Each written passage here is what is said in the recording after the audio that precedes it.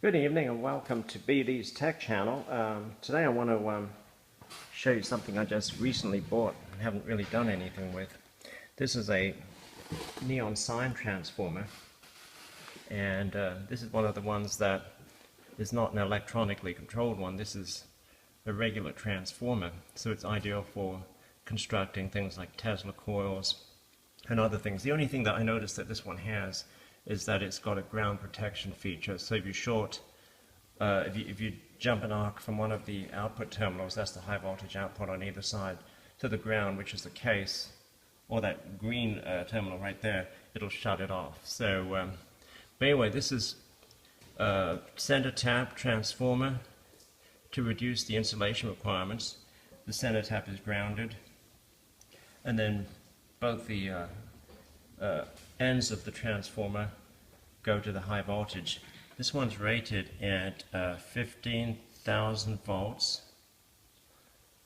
It's one of the upper ones that I've seen. I mean, most of them are around 6,000 or 10,000. This one's 15. And this one can provide an output of 250 watts. So it's a fair bit of power.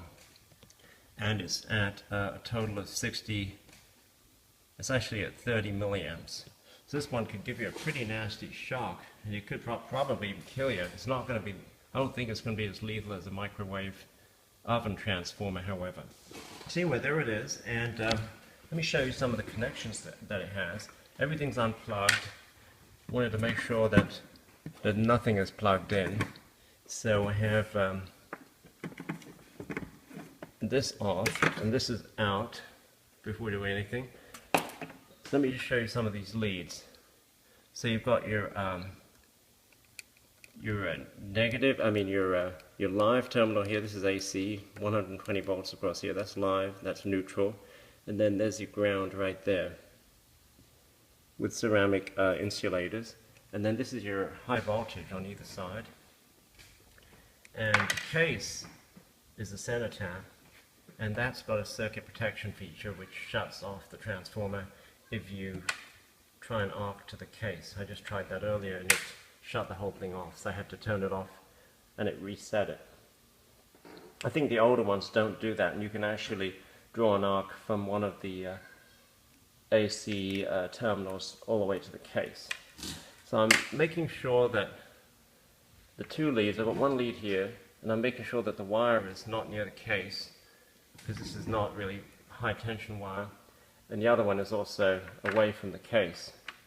And also I don't want it too near that green ground lead. And I've just connected one end to this this piece of metal here, this grip wrench. So I'll just turn it on and see what it looks like to make sure that it's live. So I'm going to turn it on and draw some arcs, and now I'm going to make a little Jacob's ladder. And I have, for making that, I've got some, this is actually 14 gauge wire. Solid wire right here. Let's focus that up so you can see that 14 gauge wire. I'm going to strip the plastic off of this copper wire to make the Jacob's ladder. So I'm going to turn this on. First I'll plug it in. Before you do anything, you have to make sure that you've got a relatively uncluttered space, because you do not want anything to short out. That could cause a shock and an unpleasant experience. So everything looks fairly clear there, and I'm going to power it on right now, and it's making a kind of humming sound, and I'm using a plastic insulating rod. This is made of nylon. It's at least probably 10 inches long, and we'll draw some arcs. So that's a major arc there, pretty hot.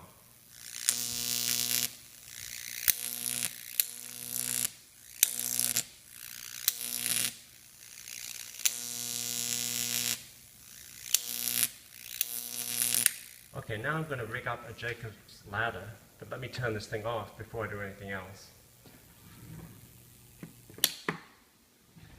Okay, now for the Jacob's ladder. I've cut two equal lengths of the wire. They're about probably 20 inches long. Exactly equal. I'm going to strip off the insulator now.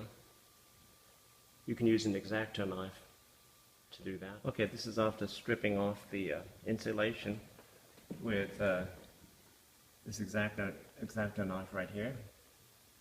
I'm shaping each piece of wire like this. You can just rub the wire with a towel or rag to shape it like this. And I'm going to embed this end into some styrofoam, like that. And I'm going to put the styrofoam on an insulating surface. Okay, this is with the wires now embedded in the styrofoam. And I've got them probably around a centimeter apart right there. That's the closest again. About 1 centimeter. Okay, after wires set up, that's the way they look. And I have them wired up to the transformer. And all I need to do now is flip the switch. So let's see what happens. Let me get this focused before we go any further. Wow.